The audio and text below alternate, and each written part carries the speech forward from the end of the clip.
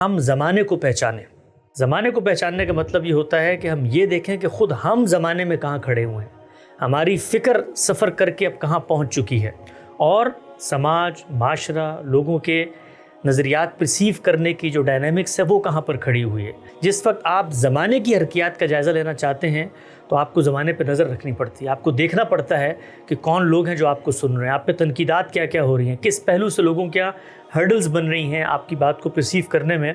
तो एक पूरा मैकेनिज़्म हमने डेवलप किया देखने के लिए, लोगों से ज़िंदा शऊरी बेदार राब्ता रखने के लिए, बिलखुसूस उलमा से कि उनको क्या मसाइल है हमारी फ़िक्र से।